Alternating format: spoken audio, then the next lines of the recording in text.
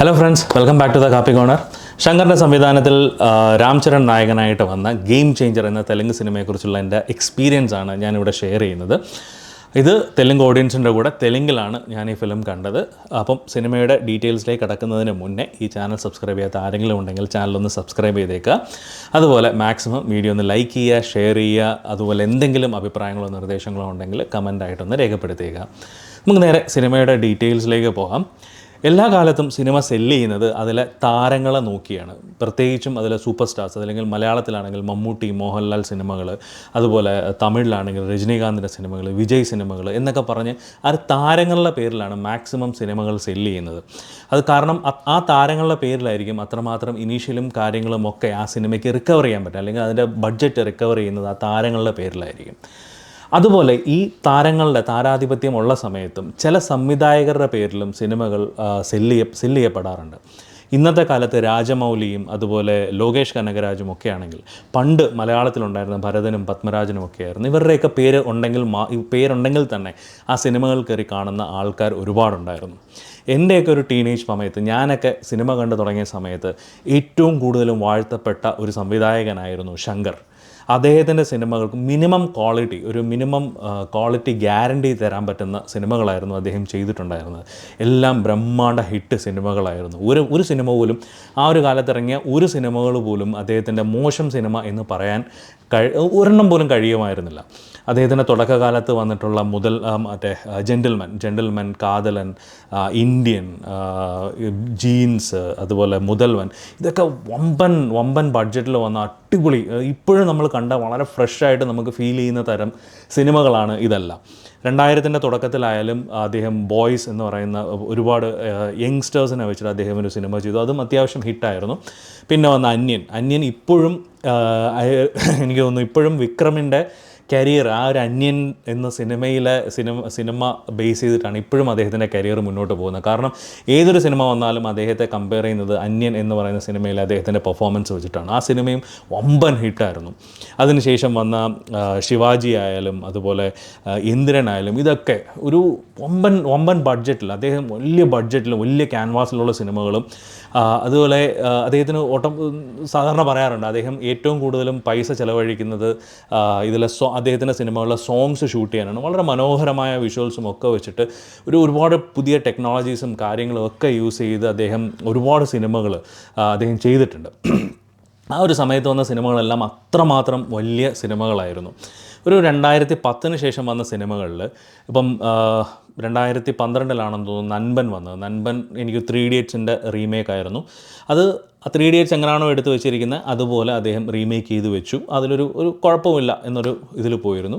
2015 വന്ന ഐ ആയാലും അദ്ദേഹത്തിൻ്റെ ലാസ്റ്റ് ഇറങ്ങിയതിൽ എനിക്ക് തോന്നുന്നു അത്യാവശ്യം ഭേദപ്പെട്ട ഒരു ഫിലിമായിട്ട് എനിക്ക് ഫീൽ ചെയ്തത് ഐ ആണ്. ആ സിനിമയും വിക്രം എന്ന ആക്ടറിൻ്റെ ഹാർഡ് വർക്ക് കൊണ്ടിട്ടാണ് ആ ഒരു ഫിലിം ആൾക്കാർ അത്രമാത്രം പ്രശംസിക്കുകയും അതുപോലെ അത്യാവശ്യം ബഡ്ജറ്റ് കളക്ട് ചെയ്യുകയും ചെയ്തത്.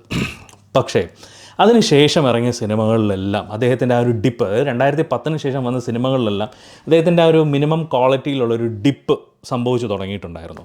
ലാസ്റ്റ് എനിക്ക് തോന്നുന്നു 2018 2.0 ഇറങ്ങി. ഞാൻ ഇതുവരെ കണ്ടിട്ടില്ല, എനിക്ക് കാണാൻ പോലും തോന്നാത്ത ഒരു ഫിലിമാണ് 2.0 എന്ന് പറയുന്നത്. അത്യാവശ്യം വലിയ രീതിയിൽ ഹിറ്റാവുകയോ ഒന്നും ചെയ്യാത്തൊരു ഫിലിമായിരുന്നു. പിന്നീട് വന്നത് എനിക്കൊന്ന് ലാസ്റ്റ് ഒരു 6 മാസത്തിനിടയ്ക്ക് 2 സിനിമകളാണ് അദ്ദേഹത്തിൻ്റേതായിട്ട് റിലീസ് ചെയ്തത്. 6 മാസം മുന്നേ ഇന്ത്യൻ എന്ന് പറയുന്ന വളരെ മികച്ച, അല്ലെങ്കിൽ ഒരുപാട് ആൾക്കാർ ഇപ്പോഴും ഭയങ്കര ഫ്രഷായിട്ട് കാണാൻ ആഗ്രഹിക്കുന്ന ഒരു കമൽഹാസൻ സിനിമ, ആ ഒരു സിനിമയുടെ സെക്കൻഡ് പാർട്ട് എന്ന് പറയുന്ന ഇന്ത്യൻ 2 ഇറങ്ങി. ഒരു വലിയ ബോംബാണ് അദ്ദേഹം പൊട്ടിച്ചത്. അത്രമാത്രം വളരെ മോശം സ്ക്രിപ്റ്റും വളരെ മോശം രീതിയിൽ എടുത്തിരിക്കുന്ന ഒരു ഫിലിം അതായിരുന്നു ഇന്ത്യൻ 2 എങ്കിൽ. 6 മാസത്തിന് ശേഷം അദ്ദേഹം വീണ്ടും ഗെയിം ചേഞ്ചർ, രാം ചരൺ എന്ന ഹീറോയെ വെച്ചിട്ട് ഗെയിം ചേഞ്ചർ എന്ന തെലുങ്ക് സിനിമയുമായിട്ട് വന്നിരിക്കുകയാണ്. സെയിം കോൺസെപ്റ്റാണ്, കൊറപ്ഷൻ തന്നെ. എല്ലാ അദ്ദേഹത്തിൻ്റെ ഒരുവിധം വന്ന ലാസ്റ്റ് ഇറങ്ങിയ ഫിലിംസിലെല്ലാം കൊറപ്ഷനാണ് അദ്ദേഹത്തിൻ്റെ മെയിൻ തീം. അതേ കോൺസെപ്റ്റ് വെച്ചിട്ട് തന്നെയാണ് ഇതിലും ഈ ഒരു ഫിലിമിലും അദ്ദേഹം ചെയ്തു. ഇതൊരു കുറച്ചും കൂടെ വലിയ ക്യാൻവാസിൽ ഫുൾ കറപ്ഷനെക്കുറിച്ചും ഒരു ഹീറോയിക് ഇമേജും പൊളിറ്റിക്സും കാര്യങ്ങളൊക്കെ പറഞ്ഞിട്ട് ചെയ്തിരിക്കുന്ന ഒരു ഫിലിമാണ് ഈ ഒരു ഗെയിം ചേഞ്ചർ എന്ന് പറയുന്നത്. 6 മാസം മുന്നേ അദ്ദേഹം പൊട്ടിച്ചതൊരു ഓലപ്പടക്കമാണെങ്കിൽ ഇതൊരു മാലപ്പടക്കമാണ് എന്ന് പറയാതിരിക്കാൻ പറ്റില്ല. അത്രമാത്രം മോശം ഫിലിമാണ് ഈ ഒരു ഗെയിം ചേഞ്ചർ എന്ന് പറയുന്നത്. ഇതിൻ്റെ കഥ നിങ്ങൾക്ക് കേട്ടാൽ തന്നെ, ഇതിൻ്റെ കഥ എനിക്കൊന്ന് കാർത്തിക് സുബ്ബരാജാണ് ഇതിൻ്റെ ഒരു സ്റ്റോറി പറഞ്ഞതെന്ന് പറയുന്നു. അദ്ദേഹം സ്വന്തമായിട്ട് ഒരു കാരണവശാലും ഒരിക്കലും അദ്ദേഹം സിനിമ ചെയ്യുമ്പം ഒരിക്കലും ഈ ഒരു കഥ അദ്ദേഹം സിനിമയാക്കില്ല. പിന്നെ എന്തുകൊണ്ട് അദ്ദേഹം ശങ്കറിന് ഈ ഒരു കഥ പറഞ്ഞു കൊടുത്തു, അതോ അദ്ദേഹം പറഞ്ഞ കഥ തന്നെയാണോ അദ്ദേഹം എടുത്തു വെച്ചിരിക്കുന്നതെന്നൊന്നും എനിക്കറിയില്ല.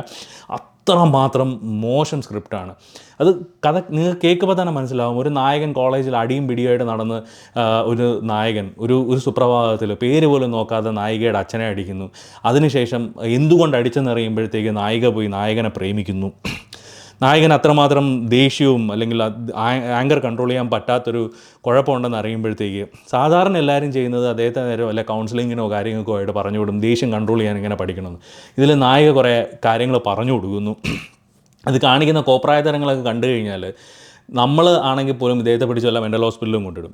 അത്തരത്തിലാണ് കാണിക്കുന്നത്. കാരണം ഒരു നടു റോഡിൽ പോലീസുകാരനുമായിട്ട് ദേഷ്യം തോന്നിയിട്ട് സിഗ്നൽ തെറ്റിച്ചതിനാണ് പോലീസുകാരൻ പിടിച്ചു നിർത്തുന്നതിന് പോലീസുകാരനുമായിട്ട് ദേഷ്യം തോന്നിയിട്ട് നടു റോഡ് മൊത്തം ബ്ലോക്ക് ചെയ്ത് ചുമ്മാ കിടന്ന് ഡാൻസും കളിക്കുന്നത്. ഇതൊക്കെ എന്ത് കോപ്രായത്തരമാണത് കാണിച്ചു വെച്ചിരിക്കുന്നത് നമുക്ക് സിനിമ കാണുമ്പോൾ നമുക്ക് തോന്നും. അതിനുശേഷം ഒരു കാലത്തും ഈ നായകൻ നന്നാവത്തില്ല എന്നും പറഞ്ഞുകൊണ്ട് നായിക പറയുന്നത് എന്താ നീ പോയി ഒരു സിവിൽ സർവീസ് ചെയ്ത് എന്നാണ്. ഇത് പൈസ കൊടുത്താൽ കിട്ടുന്ന ഡിഗ്രി വല്ലോ അല്ലെങ്കിൽ കിട്ടുന്ന പോസ്റ്റ് വല്ലതാണ് സിവിൽ സർവീസ് എന്ന് പറയുന്നത്.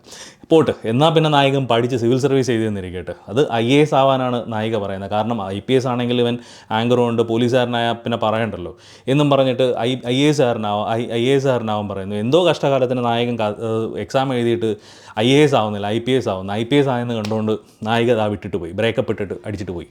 ഇതാണ് കഥ. എന്നിട്ട് വീണ്ടും നായികയെ തിരിച്ച് കിട്ടാൻ വേണ്ടിയിട്ട് അദ്ദേഹം പോയി IAS എഴുതുന്നു. വളരെ സിമ്പിളാണ്. ഇതൊക്കെ പടപടയെന്നാണ് കാര്യങ്ങൾ നടക്കുന്നത്. പെട്ടെന്നാണ് IAS ആയിരുന്നവൻ IPS ആയിരുന്നവൻ IAS ആവുന്നു. അതിനുശേഷം ഇതിൻ്റെ വില്ലന്മാരുടെ കാര്യം പറഞ്ഞ് അപ്പുറത്തെ കാര്യമാണ്. ഒരു പൊളിറ്റിക്സ് എന്ന് പറയുന്നത്, അല്ലെങ്കിൽ ഒരു തെലുങ്കൻ ആന്ധ്രാപ്രദേശ് പൊളിറ്റിക്സ് എന്ന് പറയുന്നത് ഒരു കുടുംബ ബിസിനസ് പോലെയാണ് അവർ കാണുന്നത്. കാരണം അച്ഛൻ മുഖ്യമന്ത്രി, മൂത്ത മകൻ ആഭ്യന്തരമന്ത്രി, ഇളയ മകൻ എന്താ പറയുക ഒരു മൈനിങ് മിനിസ്റ്ററാണെന്ന് തോന്നുന്നു. മൈനിങ് മിനിസ്റ്ററായിട്ട് അദ്ദേഹം ഇളയ മകനായിട്ട് വന്ന SJ സൂര്യയാണ്, മൂത്ത മകനായിട്ട് വന്ന ജയറാമാണ്. ജയറാമിൻ്റെ ആഭ്യന്തരമന്ത്രി റോളെന്ന് പറഞ്ഞാൽ ഏത് പൊട്ടനും ഒരു ആഭ്യന്തരമന്ത്രിയൊക്കെ ബിഹേവ് ചെയ്യുന്നൊരു മിനിമം മര്യാദയൊക്കെ ഇല്ലേ, അതൊന്നും ഇല്ല. ഒരുമാതിരി കോമാളിത്തരം റോളാണ് ജയറാമിനൊക്കെ കൊടുത്തിരിക്കുന്നത്. അത്രയും കോമാളിത്തരമായിട്ട് കാണുന്നത്. എന്നിട്ടോ അതിന് രസമൊന്നുമല്ല. ഒരു മിനിസ്റ്റർ ഇത് പൊളിറ്റിക്സാണ്. പൊളിറ്റിക്സ് ആയിട്ട് അത് അച്ഛൻ മരിച്ചു കഴിഞ്ഞാൽ ഏത് മോനാണ് അടുത്ത ചീഫ് മിനിസ്റ്റർ ആവുന്നതെന്നും പറഞ്ഞിട്ടാണ് അവരുടെ ഇടയിലുള്ള തർക്കം.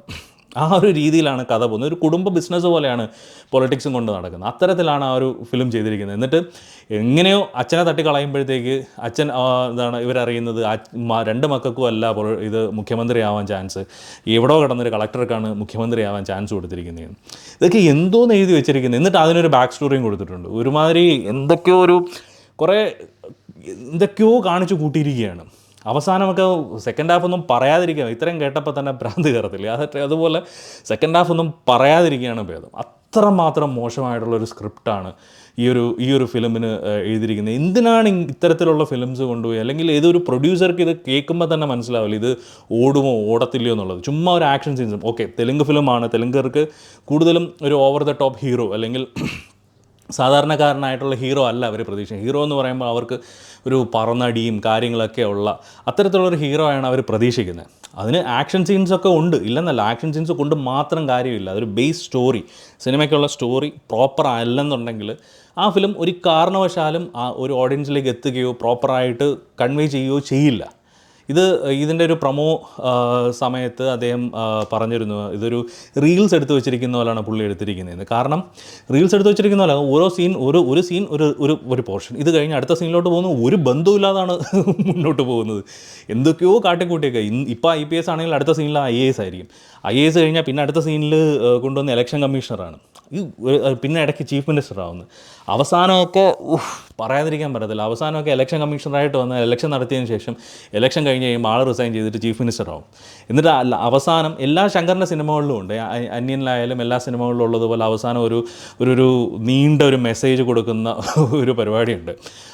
അതൊക്കെയെന്ന് പറഞ്ഞു കഴിഞ്ഞാൽ എനിക്ക് തോന്നുന്നു തെലുങ്കർക്ക് കൂടുതൽ കണക്റ്റ് ആവും ആ ഒരു സംഭവം. അതെനിക്ക് തോന്നുന്നു നമ്മുടെ പവൻ കല്യാണിൻ്റെ അദ്ദേഹത്തിൻ്റെ പാർട്ടിയുണ്ട്, ജനസേന പാർട്ടിയോ അങ്ങനെ എന്തൊരു പാർട്ടിയുണ്ട്, ആ പാർട്ടിയുടെ ഐഡിയോളജീസും കാര്യങ്ങളുമാണ് അവിടെ അത് പ്രൊപ്പഗേറ്റ് ചെയ്യുന്നത്. ഇതൊക്കെ ഒരു അജണ്ട പോലെ ലാസ്റ്റ് കൊണ്ടുവന്നൊരു പ്ലാൻഡ് പ്രൊപ്പഗാൻഡയൊക്കെ കൊടുത്ത് ചെയ്തിരിക്കുന്നൊരു മൂവിയാണ്. സത്യം പറഞ്ഞാൽ അട്ടർ വേസ്റ്റ് മൂവി.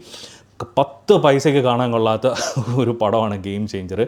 നായികയൊക്കെ കൊണ്ടുവന്ന് വെറും കോമാളിത്തരമാക്കി. പിന്നെ ഇത് എടുത്ത് പറയേണ്ടത്, എല്ലാവർക്കും തലതിരിഞ്ഞിരിക്കുന്നൊരു അസുഖമുണ്ട്. എല്ലാവരും തലതിരിഞ്ഞാണ്.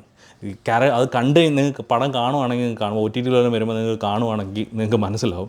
എല്ലാവർക്കും തലതിരിഞ്ഞിരിക്കുന്ന അസുഖമുണ്ട്. ഇത് അവസാനം സിനിമ കണ്ടുകൊണ്ടിരുന്നപ്പം, സിനിമ തീർന്നപ്പോൾ ഞാൻ ആലോചിച്ചു, ഓക്കെ ഇത് നമുക്കാണോ തലതിരിഞ്ഞിരിക്കുന്നതോ അവർക്കാണോ തലതിരിഞ്ഞിരിക്കുന്നതെന്ന്. അത്രയ്ക്ക് വേസ്റ്റ് ആയിട്ടുള്ള പടമാണ്. മ്യൂസിക് ഒന്നും 10 പൈസയ്ക്ക് കൊള്ളില്ല. 450 കോടി ബഡ്ജറ്റിലാണ് ഈ ഫിലിം വന്നിരിക്കുന്നത്. അതിൽ ഏകദേശം 100 കോടി ഇതിൻ്റെ പാട്ട് സീൻ ഷൂട്ട് ചെയ്യാനാണ് ചിലവാക്കിയിരിക്കുന്നത്. സത്യം പറഞ്ഞാൽ ആ 100 കോടി ഉണ്ടെന്നുണ്ടെങ്കിൽ എത്ര നല്ല ഫിലിംസ് എടുക്കായിരുന്നു. മഹാരാജ പോലെയോ, അല്ലെങ്കിൽ ഇതൊന്നും ഒട്ടും ബഡ്ജറ്റില്ലാതെ വന്ന ഫിലിംസാണ്. മഹാരാജ, ലബർ പന്ത്, ഇതൊക്കെ തമിഴിലൊക്കെ വളരെ ബഡ്ജറ്റ് കുറഞ്ഞു വന്ന സിനിമകളാണ് ഹിറ്റായിരിക്കുന്നത്. ഇതൊക്കെ ഇത്ര ബഡ്ജറ്റിൽ ആ കാശിന് കൊള്ളാത്ത സിനിമയാണ് ഈ ചെയ്തു വെച്ചിരിക്കുന്നത്.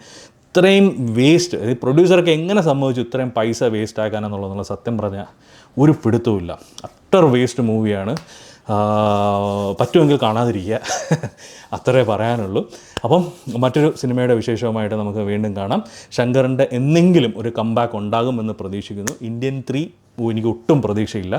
ആൾക്കാർ എന്ത് പറഞ്ഞാലും ശരി, ഇന്ത്യൻ 2 അത്രമാത്രം വേസ്റ്റാക്കി വെച്ചു. ഇന്ത്യൻ 3 എന്തൊക്കെ പറഞ്ഞാലും, ഇന്ത്യൻ 3യുടെ എനിക്ക് തോന്നുന്നു അതിൻ്റെ ട്രെയിലറാണ് ഇന്ത്യൻ 2ൻ്റെ അവസാനം കാണിച്ചത്. ആ പോകാൻ മാത്രമേ പടത്തിൽ കൊള്ളായിരുന്നുള്ളൂ.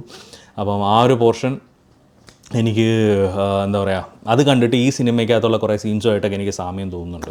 അപ്പോൾ അതുകൊണ്ട് എനിക്ക് ഒട്ടും പ്രതീക്ഷയില്ലാത്തൊരു ഫിലിമാണ് Indian 3. So I am not waiting for any Shankar movie any time in future. So അപ്പം മറ്റൊരു സിനിമയുടെ വിശേഷവുമായിട്ട് നമുക്ക് വീണ്ടും കാണാം. അതുവരേക്കും ബൈ ബൈ.